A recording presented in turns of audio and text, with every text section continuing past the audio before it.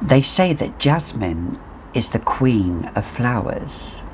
Jasmine is only the princess.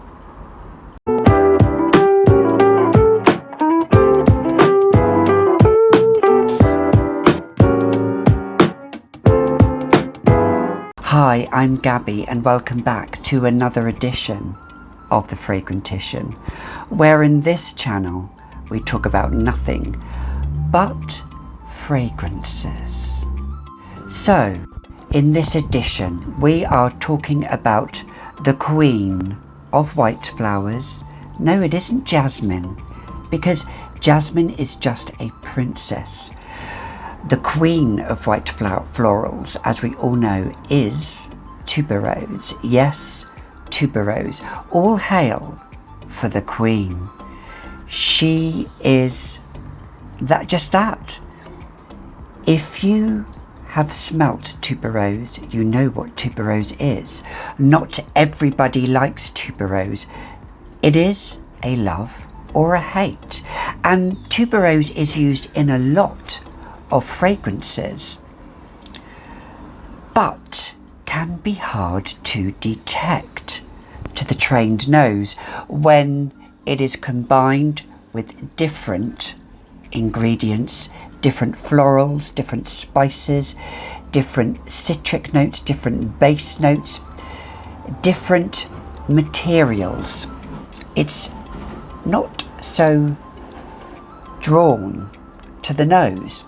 But these fragrances have tuberose quite abundant in them, more than others, but they have that sense of greenness, that sense of slightly carnal, slightly animalic, slightly green, slightly fresh, all facets of the tuberose. So let's get to it. So, the first one I'm going to talk about is an oldie but a goodie, Organza par Givenchy. Now, this one I have here is a little 15 ml, and I've got it as my scent of the day as well. Let's just breathe in that aroma. It's nutmeg with tuberose. And it is old school 90s fragrance, a real tuberose bomb. White florals, but tuberose comes through in this fragrance. It evokes a little bit of yesteryear. It evokes a little bit of the Grecian woman in us. Look at that little Grecian woman there. We'd all like to be a Grecian woman.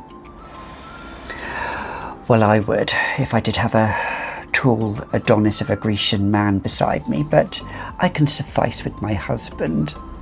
But this fragrance, it is just tuberose bomb, and I love it, and that is Organza by Givenchy.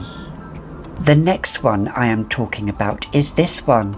Yes, it is again by Givenchy, and it is L'Interdit, and this is tuberose combined with pear and combined with a little bit of vanilla. So it's a bit more, I don't want to use the word modern because it's not, I don't like that word. It appeals to a lot of people because of the vanilla in this and the fruitiness of the pear, but the tuberose has some people will say a bubblegum feel. Now, I don't get that. It is sweet, but you can smell that tuberose in there. It's slightly green.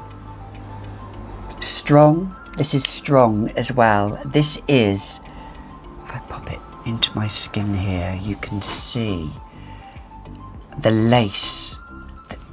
The lace, yes, let's have a bit of lace and lingerie, shall we? With those nails. This is just slightly elegant, I would say. It's an elegant fragrance. It's a signature scent. All of these are signature scents, all of them. fragrance is subjective. Make your signature scent whatever you want it to be. It's only what people put out there. Oh, this is your signature. This wouldn't be a signature. Well, if it wouldn't be a signature, move on. No, this could be a signature. This is, sorry, I've got a scratch here. There we go. Let's just alleviate that scratch. We have this beautiful bottle, and yes, it's just, you can see the little signature by Hubert Givenchy. I'm assuming himself, that they've engraved into it. And yeah, I absolutely love it. It's probably in my top 10 fragrances of all time.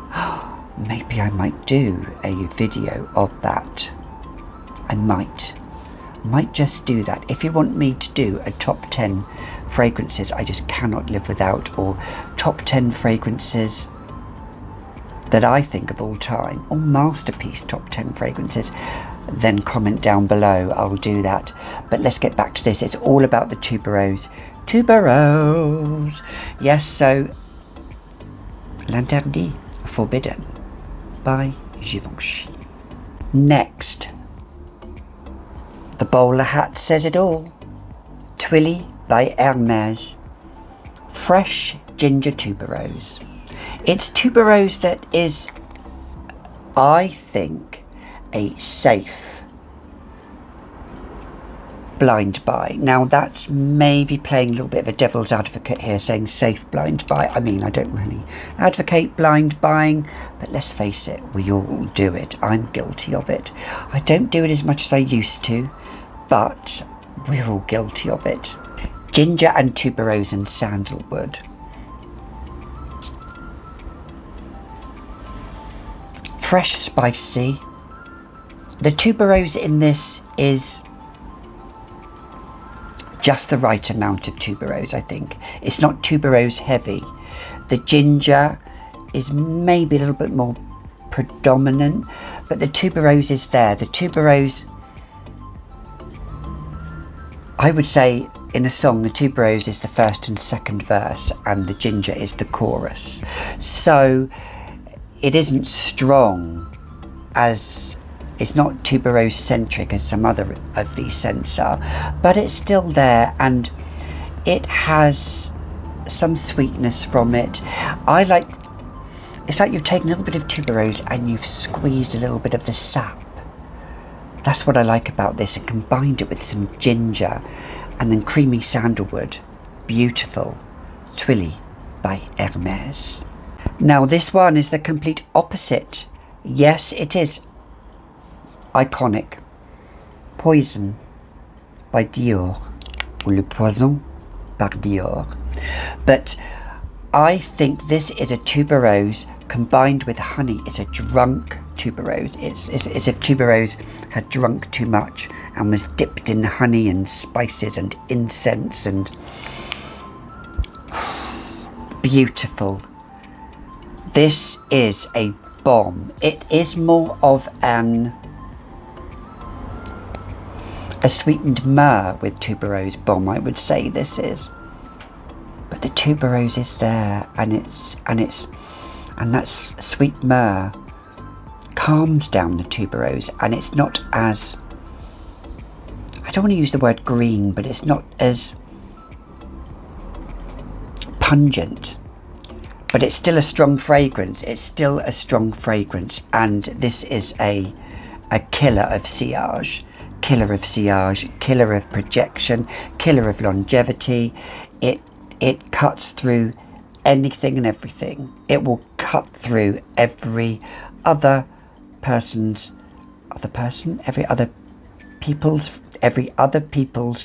fragrance in the room, or in the hall, or in the venue, wherever. Huge, and it's a statement piece. Le Poison by Dior. This is playful. This is raspberry and tuberose.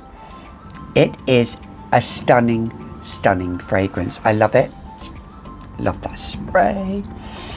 This is playful, it's fruity. It's a departure from the other Jean Paul Gaultier scandals.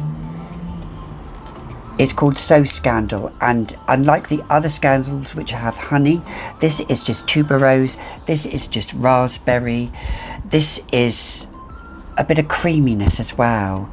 Again, lovely sillage, lovely longevity to this fragrance, beautiful longevity, and it's lovely and I love it. So Scandal by Jean-Paul Gaultier.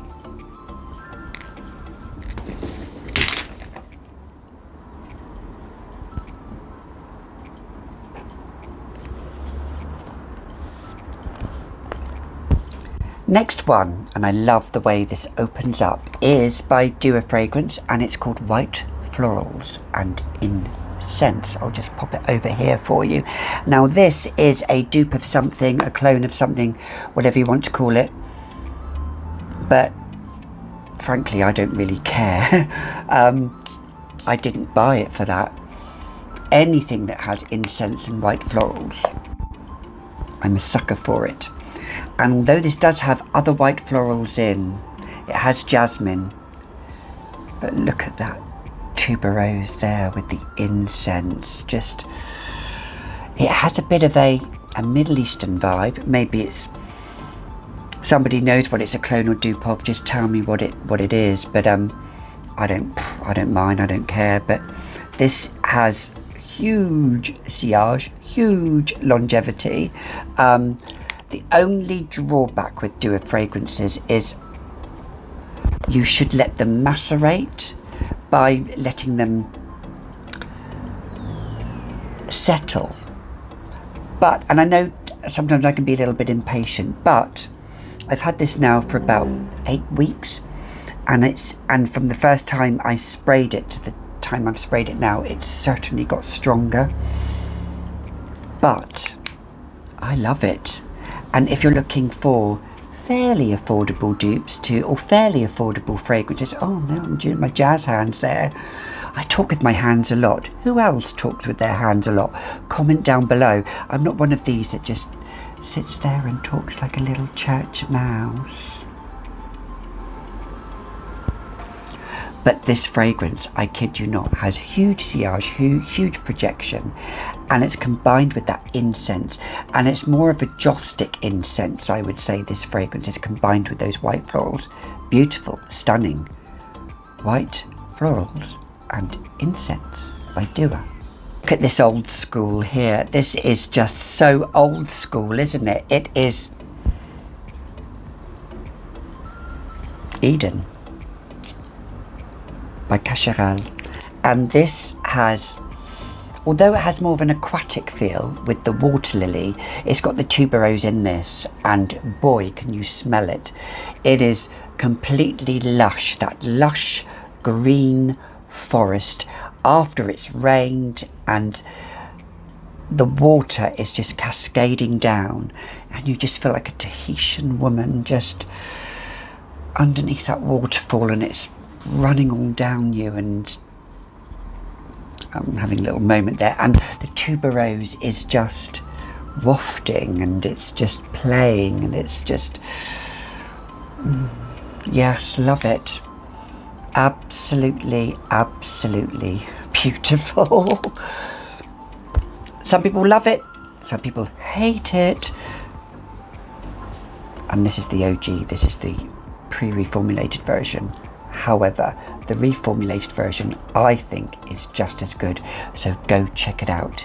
Eden by Cacheral. Gucci Bloom. We're gonna bloom. Jasmine, honeysuckle and tuberose, and that's it. Now, I do smell the jasmine in this, but the tuberose is stronger.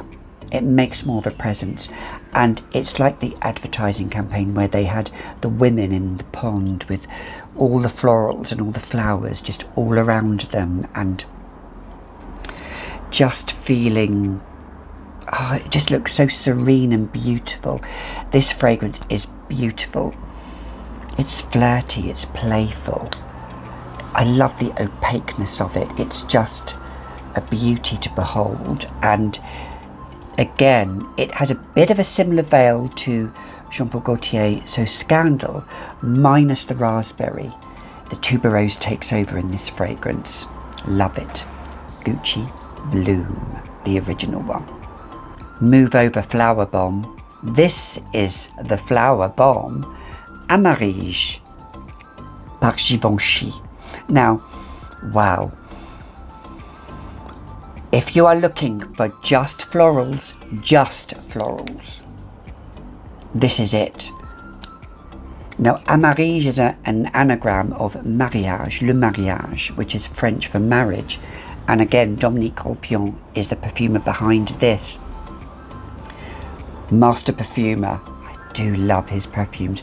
Now, this fragrance, although it's combined with other florals, it's just complete magical tuberose. It has a little bit of brightness, I think, with some yellow florals as well, and it has some powderiness as well. Really does have some powderiness, which is beautiful. But it's a recent find for me, and I've just got a small one of this. I wore this the other day. Boy, did this have a sillage and projection, and it has a presence about it. It's regal, it's elegant, like organza is. I have to say, if I could compare organza with this might even, I don't know, it's hard. I thought organza was my favourite tuberose floral from Givenchy, but this is beautiful too. Amarige par Givenchy. And finally, the queen herself. This is tuberose to the max. This is tuberose-centric carnal flower by Dominique Ropion, who created Amarige, and he seems to, let me just spray this. He seems to create scents that are just magical, that have a little bit of sensuality, dare I say a bit of sexiness, a bit of a carnal aspect, hence carnal flower. But I would say this is not really carnal. This is, I've said it before, this is like shining a torch and just seeing all through the tuberose that is multifaceted, that is green, that is buttery, that is slightly sexy, that is fresh, that is spicy, that is the sap of the tuberose, the sweetness of the tuberose, all encompassing, with a little bit of musk and a little bit of coconut in there as well, which gives it again a little bit of a sweetness to it, a little bit of a freshness to it. This is one of the most long-lasting, heavy projecting scents I have. Maximum 3 sprays is all you need of this, because I have oversprayed and it gave me a little bit of a headache because I oversprayed. I gave it about 8 sprays, which was silly of me, absolutely silly of me, on my clothes and everything, and it just lingered and lingered for days. But now I'm lighter on the trigger, so just go light on that trigger, and it just sings, and it is magical. And there's a little bit of, I think there's a little bit of melon in there. Now I'm a bit adverse to melon, but I don't really detect it in this. It's just all about that tuberose from beginning to end, and this is, to date, my number 1 tuberose scent. And worth every penny. Carnal flower. So what are your tuberose scents? Please comment down below. I'd love to hear what your tuberose scents are. Do you have a favourite tuberose? Is there one I need to try? Because there are so many others I need to try, and I had to pick 10 out of many tuberose scents that I have. If you want to feel regal and elegant and stand tall, a tuberose fragrance is just for you. But until next time, you've been watching another edition of the fragrantician. But as I always say, beauty is a sign of self-respect. It's not a sign of vanity. Do we all agree? Ciao for now. Love you all.